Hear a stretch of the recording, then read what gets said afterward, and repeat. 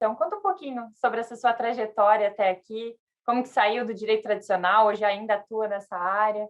Na verdade, assim, num primeiro momento eu caí de paraquedas, né? Uhum, Porque quando eu passei no concurso, eu sempre quis ser promotora, desde a adolescência, então eu fiz direito porque eu queria ser promotora, enfim. E aí, quando eu passei no concurso, mas eu queria ser promotora de júri, que é a mais litigante, talvez, assim, mais combativa das áreas. E aí, quando eu passei no concurso, a opção que eu tinha para fazer, cair numa promotoria de júri, era na fronteira com a Argentina, né?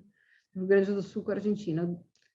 E, ou então eu tinha a opção de trabalhar no litoral, do ladinho de Porto Alegre, numa promotoria extrajudicial. E aí, aquela coisa tipo Globo Repórter, o que é isso? O que come? Como sobrevive? Eu não fazia a menor ideia do que era. Porque veja que assim, na advocacia, por exemplo, hoje se fala em advocacia extrajudicial. Mas no Ministério Público já tinha promotoria extrajudicial 22 anos atrás. Mas ninguém falava isso em faculdade, em pós-graduação, nem nada. E aí eu caí, eu achando que eu ia para o fórum, que eu ia para audiência, dizendo, não, a senhora vai negociar acordo. Como assim? Ninguém me disse que eu tinha que fazer isso. E é isso que eu faço desde o meu primeiro dia de carreira, negociar acordos. E só que assim, durante muito tempo eu fiz a base do achismo, improviso, tentando impor e realmente na base do achismo, assim, uhum. querendo fechar acordo. E aí eu não entendia por que não funcionava. Eu achava que a culpa era sempre do outro, é sempre o outro lado que não quis, o outro lado que não pôde, o outro lado que não aceitou, o outro lado.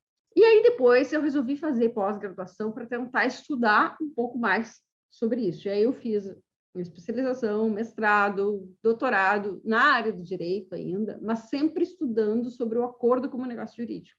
Uhum. Porque eu queria tentar encontrar outras formas de fazer com que isso funcionasse. Mas aí eu não encontrei respostas dentro do direito também, mesmo depois de passar mais de 10 anos assim nos bancos da universidade. E aí eu comecei a estudar a negociação propriamente dita, que é essa fase anterior ao acordo, que precisa funcionar, porque senão o acordo não acontece. Aí eu comecei a estudar todas as teorias, eram as teorias de Harvard, teoria de Harvard, teoria de Harvard. Eu vou para lá. E aí eu acabei indo estudar negociação em Harvard e voltei dos Estados Unidos com outra cabeça. Porque, assim, eles praticam já a justiça negociada lá há 40 anos. De cada 10 casos, eles resolvem 9 com negociação. E para eles é um fracasso quando precisa entrar com processo. Uhum. E e aí eu descobri dezenas de técnicas de outras áreas para conseguir lidar com pessoas, com situações, resolver acordos, contratos, negócios, mas com ideia, conhecimento e técnicas de psicologia, de neurociência, de marketing, de administração, tudo menos direito. Uhum. Então, assim, mas essa trajetória toda, ela tem 22 anos, não é uma coisa que foi de um dia para o outro. Mas eu me encontrei nela. Hoje eu não consigo me imaginar, por exemplo, eu sendo promotora de júri, que era o que eu pensava inicialmente.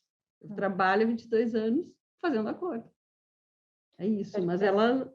ela levou um bom tempo até eu descobrir qual era o caminho. E é isso que torna o seu trabalho tão rico. E vai ao encontro daquela característica que você comentou no início, né? A questão de estar com a mente aberta, essa curiosidade. Foi uma junção de todas essas experiências que você foi atrás e trouxe acabou trazendo essas habilidades para o seu dia a dia e com isso consegue resultados, penso eu, muito melhores do que aqueles quando iniciou, que acabava sendo naquela caixinha, né? Um pouco limitada de pode isso, não pode aquilo, é acordo, aceita ou não, e pronto. Uhum. É impressionante, porque no começo era exatamente isso. Eu chegava com aquele acordo pronto, redigido, e Uhum. queria que o outro assinasse, e não funcionava, e eu achava que a culpa era sempre do outro Como que não lado. aceitou? Como que não aceitou? Eu não percebia que era uma inabilidade minha.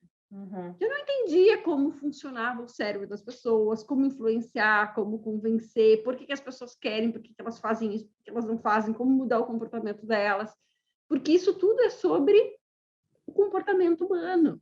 E no mundo jurídico não nos ensinam sobre comportamento humano, né?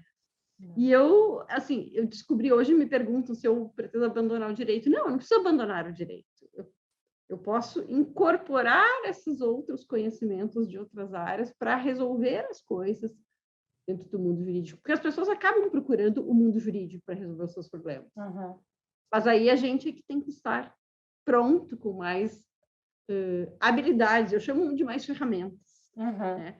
Se a gente quer resolver as coisas só com um martelo, mas se estourar um cano hidráulico, o martelo não resolve. Então, eu preciso de uma caixa de ferramentas, assim, de conhecimento e técnicas de outras áreas para conseguir solucionar conforme a situação, conforme a pessoa, conforme o caso, eu pego a ferramenta mais adequada. E vai adaptando de acordo com as necessidades e com a complexidade também do caso, né? E uma das coisas muito ricas de uma negociação muito bem realizada é justamente o cumprimento dessa negociação.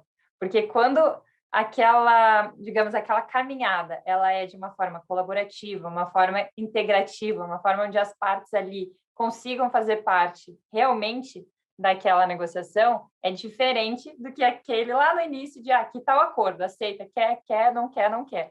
Então, realmente dá para ver o impacto disso no dia a dia. E fico feliz que você tenha conseguido juntar, não precisou largar o mundo jurídico, conseguiu, pelo contrário, agregar e trazer para esse mundo jurídico essas necessidades atuais, porque infelizmente a gente vê que dentro da caminhada jurídica nós vamos ainda há muito esse ensinamento só para o litígio, essa questão da base só voltado para ganhar e perder, não tem uma ideia de pensar além, de buscar outras ferramentas, acaba sendo um pouco mais engessado. Mas isso vem sido transformado com os anos e graças a profissionais como você, essa realidade está mudando, pouco a pouco. Temos que ter esperança e fazer a nossa parte em relação a isso.